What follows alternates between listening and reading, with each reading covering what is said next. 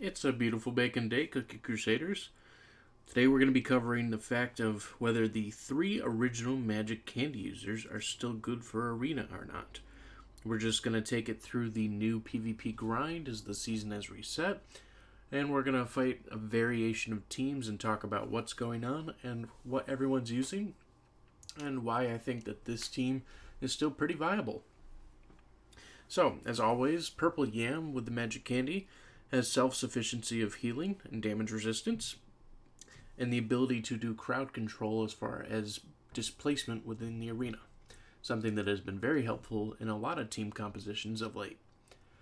Secondly, Espresso with the Magic Candy, dealing the silence, has been an awesome addition to the abilities of Espresso, but additionally has been even helpful for anyone running the BTS cookie, because that is the stun immunity that they are giving, so our Espresso is dealing extra damage to those team compositions.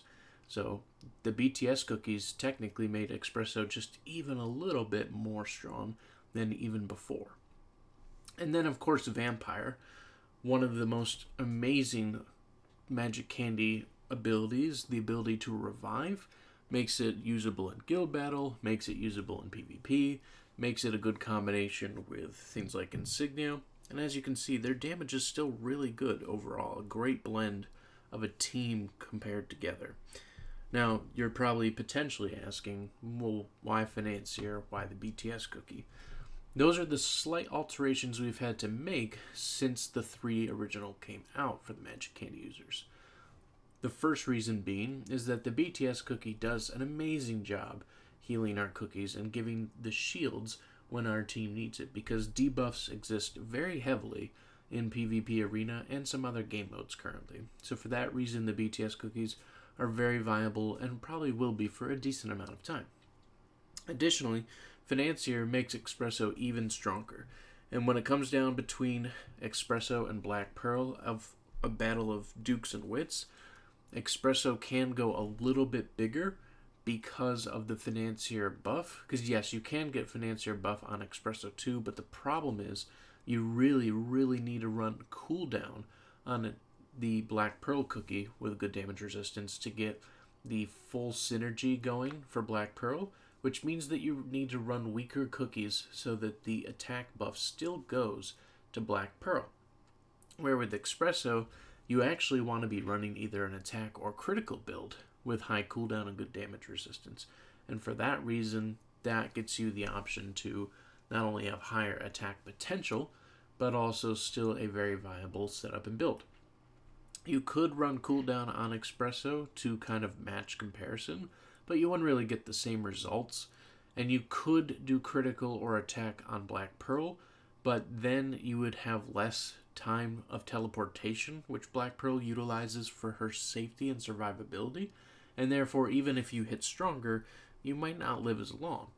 And so those are kind of two key differentiators between those two units. Now, of course, you could use them together, but then you're also taking away other pieces of the puzzle. So let's say if we were to take any one of these cookies away for Black Pearl right now in this team, we would lose a tank if we take Purple Yam and the displacement of cookies. We would lose a healer remover with Vampire coming out of the front. We would lose an overall healer of our entire team if we took out a BTS cookie.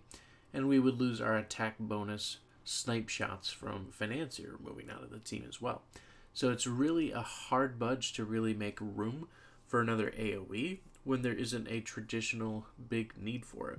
And as you can see, we're climbing the ladder with pretty much super ease. Now, I will say, in fairness, we do have the lab upgrades, we do have all the other things that we've accomplished in the time that we've played this game, and that give us the slight advantage against some other opponents. But the thing I love the most is that the way this team composition works is just good. So, as you see here in this battle, Vampire died, got the Magic Candy revival, died again, got the Feather revival. So that means that we took that back line out like it was afternoon lunch. Absolutely amazing. So in multiple situations, multiple setups, this team's going to be doing a pretty good job in a lot of battles. So I think even if you're struggling to make new teams, even if you're having issues thinking about what maybe the new meta is or what you want to run, honestly, the 3 original Magic Candy users are still very, very powerful as a combinational unit together. You can mix and match accordingly to what other things you have unlocked and what other lab upgrades you have specifically tuned upward, but this is going to be my team recommendation here, especially if you want to go ahead and climb the ladder and try and be in the top echelon for this current PvP season. So, let me know in the comments if you have any specific feedback, maybe some questions, or you just want to recommend different setups, different teams that you think honestly are better. I'd love to hear it. Thank you so much for stopping by, and you guys have a wonderful day.